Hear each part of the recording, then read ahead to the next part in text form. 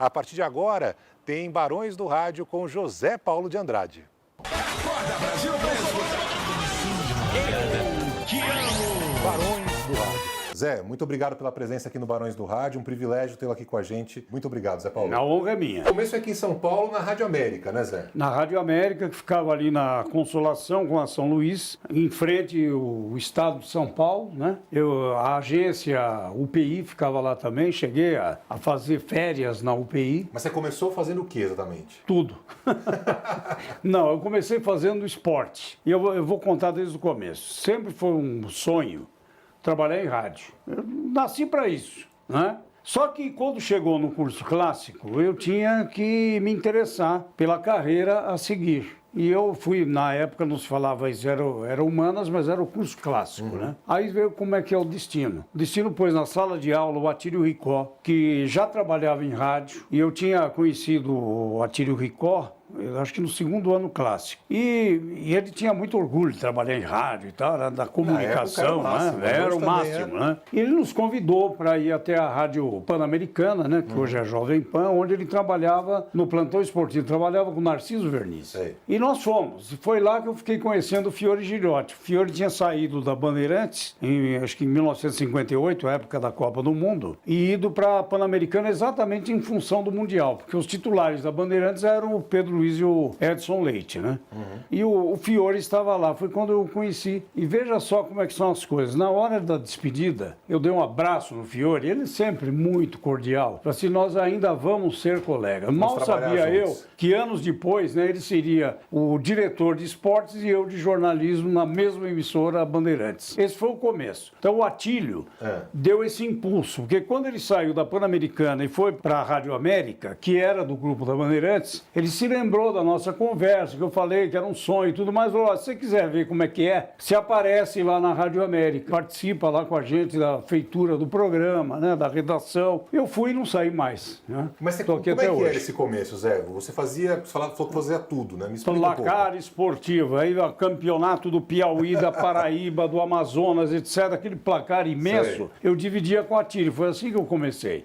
Aí eu passei a fazer, eu trabalhava no plantão esportivo.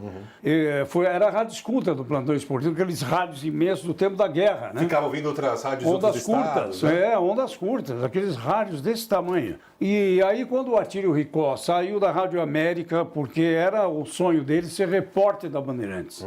Na época do Pedro Luiz, diretor da Rádio Bandeirantes. Ele conseguiu. Ele saiu da Rádio América e passou a ser repórter na Rádio Bandeirantes. E aí sobrou espaço.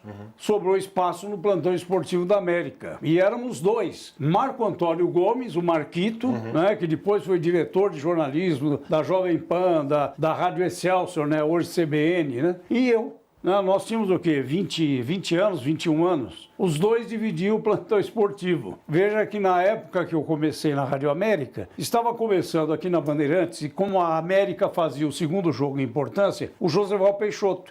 Então eu fiz plantão para o Josival Peixoto naquela época. Isso era o quê? 62, por aí. E aí você depois virou repórter ainda na Rádio América? Como é que foi? Não. Na Rádio América eu comecei a fazer também redação de programas jornalísticos, além do esporte. Você conciliava as duas coisas? Isso. Aí, como é que eu vim para Bandeirantes? O Luiz Augusto Maltoni apresentava um noticiário esportivo, chamava Atualidades Esportivas. Tinha 4 vezes por dia, era na hora, de manhã, na hora do almoço, à tarde e à noite. Você passava o dia na emissora. Mas para mim, estava pouco me lixando. Era o momento mesmo. Aí o Maltoni me falou, o Pedro Luiz, se eu só vou para a reportagem, você vê que cada um tem uma história ligada a outra. Se eu encontrar o substituto para a atualidade esportiva. Precisa de alguém para o meu lugar. É isso. E aí eu fui lá. Eu tremia, né, antes de entrar na sala do Pedro Luiz. Aí a hora que eu sentei, eu fiquei bem calmo, né, para não dar bandeira também, né? Claro. Senão como é que eu ia negociar o salário? Eu lembro que na época eu ganhava 28 mil cruzeiros na Rádio América. E para ir para Bandeirantes, eu pensei assim, né, eu vou chutar uns 50 mil, né? Chutei, só que o Pedro Luiz já tinha contraproposta, me ofereceu 40, eu falei, não, é muito pouco, eu botei banca. Falei, tá bom, nem para você, nem para mim, 45, foi assim, 45 mil cruzeiros, foi o meu primeiro salário. Primeiro contrato aqui na Rádio Bandeirantes. Que ano foi isso, Zé? 1963, então eu fiz agora 56 anos em fevereiro, né? e comecei fazendo esse noticiário. Era locutor noticiarista de esportes. Sim. E aí teu trabalho aqui dentro, obviamente, foi Não, crescendo. aí, né, no mesmo ano que eu entrei, a equipe esportiva ficou esfacelada. Por quê? Primeiro saíram, né, dois grandes narradores, que eram o Darcy Reis e o Braga Júnior. O Joseval foi nessa leva, Cláudio Karsug, para a Rádio Record. Logo em seguida, o Pedro Luiz saiu para montar a equipe 1040 na Rádio Tupi e levou vários profissionais. Olha, a tal ponto que na primeira jornada esportiva, depois da saída dele, foi preciso pedir para um dos locutores que ia com ele, o Alfredo Orlando, de Campinas, grande colega, que narrasse o jogo para a Bandeirantes. Estava sem locutor. Que coisa. Assim. Aí vieram o Flávio Araújo, que tinha saído, mas voltou, o Luiz Aguiar, que permaneceu, e começamos a montar uma nova equipe. E aí você vai fazer o que nesse momento? Aí eu passei a fazer Reportagem de campo. reportagem fora do estúdio. E fez durante muito tempo, né? Muito tempo. Eu posso dizer que eu sou o único narrador paulistano que começou a narrar numa rádio importante como é a Bandeirantes. Porque eu tinha a experiência de narrar jogo de botão. Falei, não deve ser muito diferente no campo. Aí sobravam, por exemplo, eu fazia posto, sobravam 2 minutos no jogo, 5 minutos, eu aproveitei da melhor maneira possível. Eu cheguei a ser um razoável locutor esportivo. Mas como eu fazia muita coisa, já fazia TV também nessa época, 67, quando surgiu a Bandeirantes, eu comecei a fazer TV também. Era muita coisa, eu não podia me dedicar exclusivamente ao esporte. E aí eu não evoluí como narrador esportivo, porque jogo fora, por exemplo, eu não podia ir. Era muito difícil conciliar as outras atividades que eu tinha, tanto na rádio como na TV. Mas você gostava? Gostava, até um certo ponto. Aí quando nasceu meu primeiro filho, foi em 1977, eu já não estava mais contente com o que eu fazia. Por causa do fim de semana? Aí regime militar, eu achava que se usava muito o esporte para desviar a atenção de coisas mais importantes. Naquela época eu tinha essa consciência. Hoje talvez eu até continuasse fazendo esporte, mas naquela época me marcou muito. Entendi. Falei, não é meu lugar mais. Já foi o tempo. E aí eu comecei a me dedicar exclusivamente ao jornalismo. Mas como é que foi essa negociação interna? Porque imagino que você era uma das pessoas principais no esporte da Rádio Bandeirantes naquela época, né? Era o Hélio Ribeiro, diretor artístico, mas eu o convenci. E nisso eu devo a ele. Ele chegou à conclusão que realmente eu seria mais útil fazendo jornalismo do que fazendo esporte. E aí eu saí do esporte. E como é que foi essa passagem? Já começou com o Pulo do Gato? Não, já fazia na época. Já fazia. Você fazia tudo ao mesmo tempo mesmo, Tudo ao né? mesmo tempo. Então o meu conselho hoje para as novas gerações é que definam logo o que gostariam de fazer. Não deixar para depois, que aí fica difícil. Você quer ver, eu cito sempre um exemplo de um artista que eu acho espetacular, dos maiores que o Brasil já produziu, Moacir Franco. Moacir Franco é um excelente intérprete, é um excelente compositor e é humorista. E ator, né? Então, ele misturou muitas coisas, então ele não é reconhecido como o grande cantor e compositor que ele é. E eu sinto isso no Moacir, que é uma pessoa que eu admiro muito. Então, para evitar isso, eu dou esse conselho para quem está começando. Logo definir o que vai fazer, porque depois fica difícil. Não parou por aí, né? Porque o Zé depois acabou também assumindo várias partes da chefia, não só da Rádio Bandeirantes, a TV Bandeirantes. Ou seja, essa história de acumular está um pouco ligada à tua carreira, desde o começo. Então, o mais lógico seria que eu assumisse o departamento esportivo. Que eu cheguei, inclusive, em férias, os titulares do Oswaldo Santos, do Darcy Reis, eu cheguei a interinamente ocupar a chefia. E aí eu vi como era difícil conciliar os interesses dos narradores esportivos. Sim. Para quem não sabe, sempre o narrador quer narrar o principal jogo do Sim, clássico. só isso. Só isso. Não é assim que funciona. Então, aí, o que aconteceu? Na época, o departamento de jornalismo da Rádio Bandeirantes tinha como diretor o Gabriel Romero, que também era o diretor da TV. Um grande jornalista, um companheirão, tenho uma admiração muito grande pelo Gabriel. Foi presidente do Sindicato dos Jornalistas. E o Hélio Ribeiro era o diretor artístico, mas ele mandava em tudo, o Hélio Ribeiro.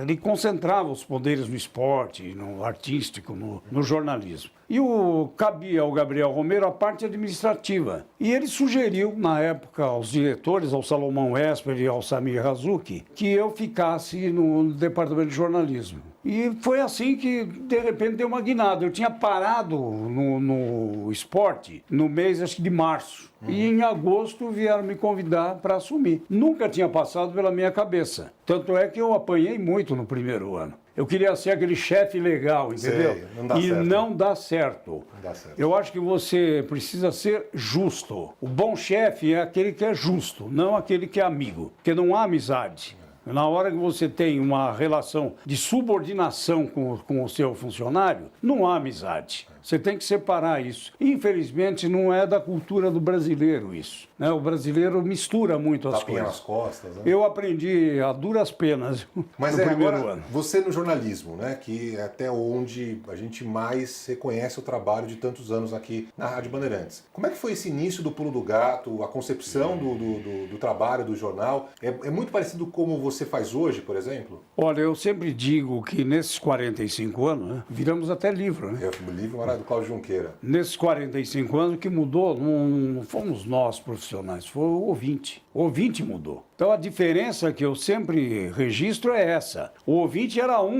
eram os anos de ditadura. Né? Quando surgiu o Pulo do Gato, o presidente era Médici. Era um perigo danado. Qualquer opinião que você transmitisse poderia ser mal interpretado. Era muito complicado?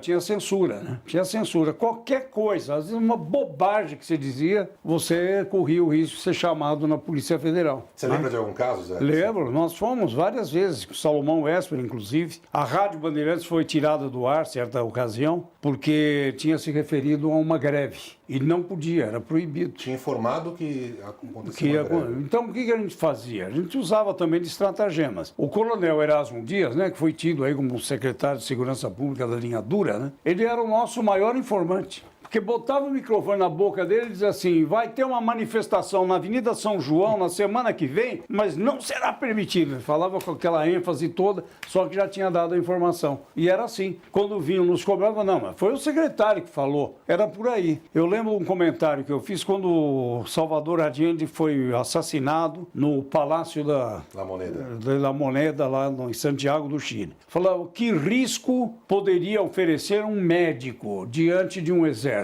Foi a pergunta que eu... Nossa, o mundo quase caiu. É mesmo? Quase caiu. E era a pergunta óbvia, né? Era óbvia. Ele não precisava ter saído morto do Palácio do Governo. Aliás, falar nisso, você sabe por que chama Palácio da Moneda? Por quê? Era o projeto da Casa da Moeda do Brasil, um projeto inglês. E na hora de entregaram errado. Foi pro Chile. A Casa da Moeda brasileira passou a ser o Palácio do Governo do Chile. Coisa. Essa é a história que a gente tomou conhecimento depois. Não sabia disso, não. Ô Zé, mas ainda falando sobre o Pulo do Gato, né? Eu te ouço desde muito, muito pequeno, né? E eu acompanhava o seu jeito de, muitas vezes, de expressar a opinião popular. Aí depois veio o Boca no Trombone, que me parece um dos primeiros momentos que a gente acompanha a palavra de um ouvinte, a reclamação de um ouvinte. Você deu voz para o ouvinte, que hoje é algo mais difundido, mas na época não era isso, né? Ele falava a voz e a vez do ouvinte. Não, o Boca no Trombone acompanha o programa desde o seu início. E era exatamente essa a intenção, porque muitas vezes você apontando um problema que seja de uma rua ou de um bairro, né? Você está apontando que nem tudo está às mil maravilhas como, né, na época o regime militar procurava transmitir. Então o Boca do Trombone foi também uma maneira de resistir e mostrar, né, que o povo precisava de outras coisas, né? E que o rádio se prestava a esse papel. O rádio, afinal de contas, é o quê? A responsabilidade social. Né? Desde os tempos de Roquete Pinto, né? O pioneiro, né? O rádio sempre teve essa função, né? Função social. Mas você sempre teve esse jeito de cobrar, de ir atrás, de discutir, né? Você no ar é sempre uma força muito grande, né, Zé? É uma sempre questão assim. de temperamento, eu não consigo ficar quieto. Por isso, jamais seria político, né? Eu acho que a voz, eu sempre falo isso aí, a voz é a impressão digital da alma. Então, através da voz, você conhece a pessoa. Eu lembro que o governador Montoro, quando ganhou a eleição, ele concorreu com o Maluf em 1982, né? E aí ele estava todo feliz da vida, né? E eu fiz essa observação a ele, né? Eu falei, olha, o senhor tá contido, mas a gente percebe a felicidade que o senhor está vivendo nesse momento, né? Aí ele falou, Nossa, mas como que você... Ele já era uma pessoa para cima, né? Ele sempre dava boas entrevistas, o governador Montoro, né? E é exatamente isso. Você percebe na voz se a pessoa está mentindo ou não. Por isso eu sempre digo, né, em relação a nós comunicadores, você é da nova geração dos grandes comunicadores, né? E eu sempre disse isso a seu respeito. Eu sei, sou muito grato por isso. E com felicidade eu vejo que você realmente confirmou. Obrigado, Zé. Né? Você, Rafael Colombo, Pedro Campos, muita né? gente boa. Né? O Agostinho Teixeira, são os grandes comunicadores atuais. A pior coisa que pode nos acontecer, o que é? Passar indiferentes. Aquele sujeito, o que ele falou mesmo? Não sabe. Não, aí é melhor você marcar suas posições. Você sempre vai ter gente contra e sempre vai ter gente a favor. Adianta. Tá certo? Tem que ser assim, tem que ser assim. Mas você já quebrou muito pau no ar também, né, Zé? Discussão, esse tipo de coisa. Faz parte da sua forma, né? É algo muito marcante na sua trajetória, né? Algumas vezes extrapolei, né? Extrapolei. Faz parte. Quer ver, eu tive uma passagem, logo depois que eu tive o infarto, isso foi em 1992. Eu me irritei com um deputado estadual, já é falecido, Januário Mantelli. Eu me irritei porque no âmbito federal tinha apresentado na Câmara a instalação de uma CPI do futebol. E ele puxou aqui para São Paulo. Eu achei aquilo um oportunismo. E eu estava na minha sala, na época eu até dirigia o jornalismo aqui. Eu estava na minha sala e ouvindo o programa esportivo. Quando ele entrou para falar isso, que ia montar uma CPI do futebol, blá, blá, blá. Ah, eu não aguentei, eu subi, né? O estúdio ficava no segundo andar e entrei nervoso. Você nunca deve fazer isso. Foi uma lição que eu aprendi. E eu estava tão irritado, também, depois eu fiquei sabendo, né? A cirurgia de safena altera um pouco, né? O sistema nervoso, né? Eu me irritava, eu tinha percebido isso, que eu estava me irritando demais com as coisas. E aí no ar, depois de um certo tempo de discussão com ele, pau aqui, pau lá, eu falei assim, quer saber, você é um deputado de merda. Mas nesse tom aqui eu falei. Sei. Ao vivo, na Rádio E aí ele do lado de lá, porque você é um safado, você é um jornalista. Aí, 1000 ofensas. Nossa, o senhor João Saad me chamou lá. Falei assim, eu não acreditei que eu ouvi isso na minha rádio. Aí eu falei, seu João, o que eu faço? Para o senhor eu peço desculpa, agora para ele não. Para ele não, porque aquilo que eu falei para ele é o que eu acho dele. É a mais pura verdade. É a mais pura verdade, porque politicamente não nos afinávamos, digamos assim. A outra passagem foi com o governador Quércia. Ali, eu já esperava que ele viesse para bater tanto em mim como no Salomão. Eu avisei o Salomão. Você já veio meio preparado, né? Sim, porque nós tínhamos feito uma entrevista anterior à eleição em que ele não saiu muito bem. E eu acho que os assessores dele, depois que saiu do programa, envenenaram um pouco o governador Quércia. E o candidato dele era o Fleury, né? Que depois acabou ganhando a eleição. Sim, também. ganhou a eleição. Aí ele veio no programa. O Quércia. O Quércia. Eu comentei com o Salomão que possivelmente ele viria, né, para nos espicaçar, né? E não deu outra. Ele começou, né, foi rodeando, eu só esperando a hora que ele ia me bater, né? Sei. Eu questionei com o reajuste do IPVA. Porque tinham me falado, eu mantenho a minha fonte em sigilo até hoje, que já estava toda a planilha pronta quando o governador deu uma ordem para aumentar determinado... porque tinha arrombado os cofres públicos, né? Tem aquela história, ele sempre negou isso, quer dizer, eu quebrei o Banespa, mas elegi o governador, que era o Fleury. E aí ele veio e falou assim, pois é, a gente fica meses e meses fazendo contas e tal, aí vem o jornalista e questiona, que tem muito jornalista safado, aí eu não aguentei, né? Aí eu falei, como tem governante safado, olhando assim na cara dele, né? Ele do meu lado ali, na cara dele, quase saímos no tapa. Eu lembro que Mas você falou isso, tem muito governante safado. Muito governante safado. E aí ele... Aí quase que o Salomão, não, por que governador? Mas aí já perdeu completamente, né, o rumo da entrevista, né? Eu lembro que o Rael era o assessor do Quércia, ele com o copo na mão, ele tremia. Porque foi uma coisa inesperada, né? Não me orgulho disso não, mas é uma das muitas histórias. Alguns momentos não dá para segurar. interessante é que o Quércia também não guardava rancor. Eu sou assim, às vezes a pessoa que é atingida por um argumento mais forte, Sim. guarda, mas eu não guardo rancor. Passou, passou. Eu sempre digo, aquela história de Las Vegas, né? O que acontece em Vegas, fica em por Vegas. lá. O que acontece dentro do estúdio, fica no estúdio. Como no campo de futebol E também. aí o Termina Quércia jogo. foi lá conversar com o diretor-presidente, o João Jorge Saad, e perguntou pro João Saad se eu ia ficar chateado com ele. Olha, nós quase saímos na porrada, como eu ia ficar chateado? Era, né, tanto um como o outro Claro. podia ficar chateado. Não, aí a partir daí, até, sabe, nos encontramos algumas vezes depois e com até cordialidade. Ficou ali mesmo, ficou no estúdio aqui. Entendi. Para terminar esse assunto de discussão, eu lembro também que tiveram algumas discussões com a Maria Lídia, que apresentava o jornal mais pra frente com vocês, né? Também a relação depois voltou ao normal, né? A Maria Lídia foi uma boa experiência que nós tivemos. Foi uma pena não ter continuado conosco. Foi um ano eleitoral em que ela até hoje, né, assim, né? A TV Gazeta sempre a convoca para fazer os debates Sim. e tudo mais. Então estava meio difícil dela conciliar horários, mesmo que saia à tarde da TV. Foi uma pena ela ter saído. Foi uma experiência muito boa que nós esperamos agora repetir com a Thaís Herédia, né? Que tá chegando aqui na Rádio Que Bandeirantes. está chegando esse mês de março aqui para compor o quinteto do Jornal da Bandeirantes, gente. Muito legal. Ô Zé, você teve tabelinhas maravilhosas com repórteres, né? O que eu mais acompanhei foi com o Luiz Carlos Guerra. Sim, sem dúvida. Que era uma afinidade, assim, um levantava, outro cortava, né? Eu queria que você falasse um pouco, não só do Gertel, como de outros profissionais que você trabalhou ao longo da sua carreira, né? E como é que funcionava essa química, né? Você tem que ter isso, né? O Gertel, você citou muito bem. O Gertel foi a pessoa com que eu mais me afinei. Mas eu tive também bom relacionamento com os outros repórteres. O Newton Flora, por exemplo, não há como não citar o Newton Flora. Porvinha, que a gente brincava. Que sempre, né, pronto para explodir, né? Foi um grande repórter do nosso programa, do Pulo do Gato, porque na época o programa era do departamento artístico. Tá? Então, os repórteres que eram do jornalismo achavam que para fazer o programa tinham que ganhar a parte. Entendi. Entendi.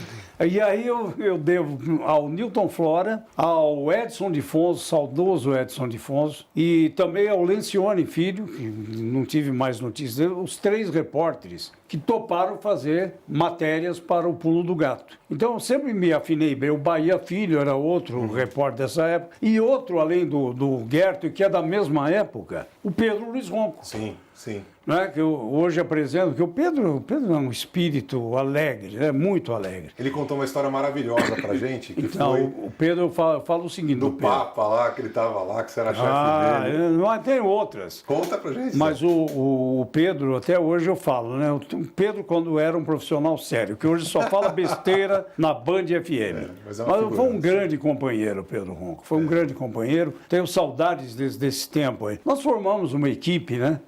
Modéstia à parte, né? Eu posso até estar puxando um pouco a sardinha para minha brasa, né? A brasa para minha sardinha. É isso? A brasa para sardinha. É. Tá bom. Mas era uma equipe muito coesa. A Vera Lúcia Fiordoliva, Verdade, depois veio tinha a Maria Cida, recentemente falecida, né? Maria Cida, eu senti demais agora o falecimento dela, foi uma grande repórter, né? Era de um outro perfil que não da Vera Fiordoliva, que é a esposa do Gertel, do né? Gertel. A Marilu Cabanhas, que veio depois, sabe? Todas grandes repórteres, né? E na época que eu assumi o jornalismo, não tinha uma mulher no departamento, era só homem, era só homem. Eu lembro a primeira que eu contratei, a Doris Dales Fressá, que hoje mora em Santa Catarina. Metade do departamento ficou apaixonado por ela, mas era a única mulher. Só não, tinha homem na redação? Além de tudo, era uma mulher bonita, né? Hoje é tudo muito mais... Hoje a dividido maioria até. é mulher, É, né? até a maioria é mulher mesmo. Mas nessa história, né, dessas parcerias, né, dessa participação muito no rádio de manhã, com o Pulo do Gato, com o Jornal Gente, né? O que você deixa assim, o que você lembra de momentos que são inesquecíveis, né? Eu lembro, por exemplo, teve o Silvio Caldas que ligou um dia no Sim, meio do essa foi programa, né? uma das histórias mais pitorescas do programa. E aí, eu fiquei na dúvida, né? Imagina, 6 horas da manhã, Cedinho. 6h15, por aí, mais ou menos. Alguém falou, o Silvio Caldas está no telefone. É brincadeira, é trote. Aí, mas assim mesmo, eu falei, bom, vai que seja, né? E eu falei, prova que você é o Silvio Caldas. Aí ele começou, minha vida era um palco iluminado. Falei, pronto, pode parar, é o Silvio Caldas. Aí fiz a entrevista com ele. Um outro caso que marcou muito, eu cheguei uma manhã aqui na Bandeirantes, e onde está hoje esse imenso conjunto, como é que chama aqui? Empreendimento imobiliário que tem. Empreendimento imobiliário, era um terreno onde a gente tinha o nosso estacionamento, né? E tinha polícia aí na frente, e a gente entrava pela Rua Radiantes, hoje é pelo outro lado do prédio. E aí fiquei sabendo que alguém tinha deixado uma criança no mato aí, no mato. Aí em frente à nossa portaria. E na época eu estava tentando com a minha mulher, né, Nadir, na época, ter filhos. E estava difícil, né? Até que meu primeiro filho nasceu 8 anos depois do casamento. Houve algumas intercorrências aí, perdeu. Sei. Enfim, era uma coisa que mexia muito comigo. Muito, E aí eu fiz um comentário no ar. Foi tanta gente querendo e quem tem abandona, né? Como se fosse um traste, um trapo, né? Tinha um ouvinte, o Hélio Siqueira já é falecido. Ele era vendedor, estava indo para Guarulhos, ao lado completamente oposto. Quando ele ouviu isso, mas ele veio que nem louco aqui para Bandeirantes. Veio me procurar para saber onde que estava essa criança. E a criança tinha sido levada aqui para o hospital da Legião da Boa Vontade, que é o Hospital Darcy Vargas, né? E ele foi, olha, tanto fez que ele conseguiu adotar a criança. Que hoje está aí uma moça muito bem situada na vida, tá o quê? Com mais de 40 anos de idade, quase 50, se não 50. É, por aí, 45, 40, por aí, é o tempo do programa. E, sabe, é uma história comovente essa. Sem dúvida. Comovente. E marcou muito, sabe? Aí que eu percebi o alcance que muitas vezes você não se dá conta. Fala, mas quem é que está nos ouvindo? Quem é que vai ouvir esse apelo, né? Não foi nem apelo, foi um desabafo que eu fiz. E coincidiu que a história dele era a mesma minha, né? Que coisa. Tá vendo? Que demais. Ô Zé, você falou pra gente que passou por alguns problemas de saúde, né? Mas mesmo assim você continua firme, 5h30 da manhã, começa o pulo do gato, né? Qual que é o grande barato? Qual que é a tua mola que te dá energia para continuar acordando muito cedo, acordando São Paulo, com a voz firme, a voz forte, cobrando e tal? Qual que é essa energia toda? Mas olha, o fato de eu ter fumado me cobra um juro altíssimo. Você fumou muito? Fumei muito e tive um infarto. Aí quando eu tive o infarto, eu corajosamente parei de fumar, mas aí já era tarde. Já tinha sequela do enfisema pulmonar, que é a tal de DPOC, que me limita muito hoje. Eu tenho tido muitas limitações, principalmente de locomoção. Eu gostaria de estar em vários lugares. Agora, há pouco tempo, mesmo com o lançamento do livro, eu vejo aí todo o empenho do Cláudio Junqueira. Foi um sucesso, né, Zé? Não é? Então, mas muito se deve ao empenho dele. E eu não posso acompanhá-lo, porque eu não tenho condições até físicas para isso, né? Fui mal e mal no lançamento do livro, que também seria demais não ir, né? Mas foi demais. Foi. O pessoal lá te abraçando, então, né? Dando autógrafo. Eu cheguei lá, vi a fila e falei, depois eu peço o meu, porque... É verdade, foi uma surpresa, grande, né? Foi uma surpresa. Eu não acreditava. Eu não sei, acho que a gente não tem a noção, isso que eu falei agora há pouco. A gente não tem a noção do alcance, sabe, de um programa ou de alguma coisa que se diga. E nessas ocasiões, eu lembro do velório do Vicente Leporassi.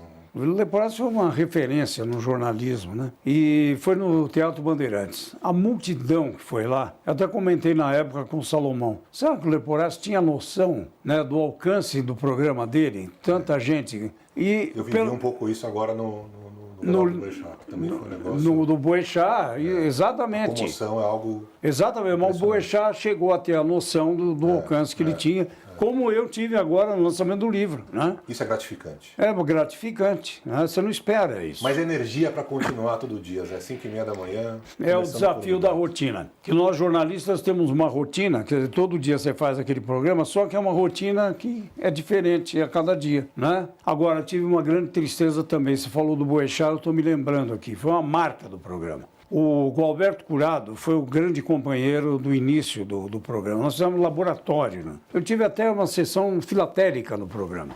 A gente foi testando o que agrada o público. Fomos fazendo. E o Curado era o meu companheirão aí. Um dia eu chego aqui, o Antenor Bicudo foi outro grande companheiro do departamento técnico, né, do controle geral. Chega para mim e fala assim, tem uma notícia triste para você. Eu falei, não me fala. O que foi? O Curado faleceu. Nossa, aí quase que eu fui fui junto, entendeu? Porque eu já tinha tido um infarto, né? Ainda depois eu falei para o Vanderlan, você devia ter tido mais cuidado, porque eu sou cardíaco, né? Mas imagina se receber essa notícia, quer dizer, ele já tinha preparado a abertura do programa, eu tenho guardado até hoje, e ele vinha para a rádio logo cedo, parava numa banca de jornal, não tinha internet na época. Trazia né? os jornais? Trazia os jornais, ele parou na banca, passou mal, e mesmo socorrido, tinha uma viatura da Polícia Militar, que o encaminhou na hora para o Hospital das Clínicas, mas não foi possível salvá-lo. Agora, imagina Pois é. como é que eu fiz o programa naquele dia, né? Terror, é um terror. Mas só quero dizer que é uma alegria te ouvir todos os dias, é um privilégio.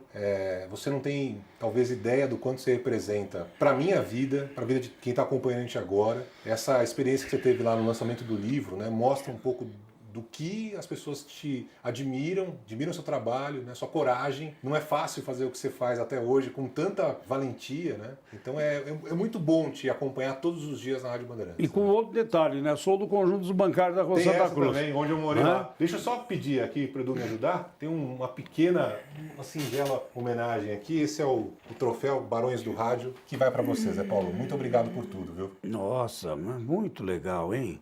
uma- Quer dizer que eu, a partir de hoje, sou um barão do rádio. Oficialmente, né, Zé? Você já Então, há muitos anos, mas, Zé, muito obrigado. Obrigado, Um viu, Barão? privilégio. Só eu tenho que agradecer aí. Imagina. Eu não me acho tudo isso, Isso é desculpe. muito mais, isso é muito mais. Obrigado. Zé, muito obrigado. Valeu Sou um mesmo. barão do rádio.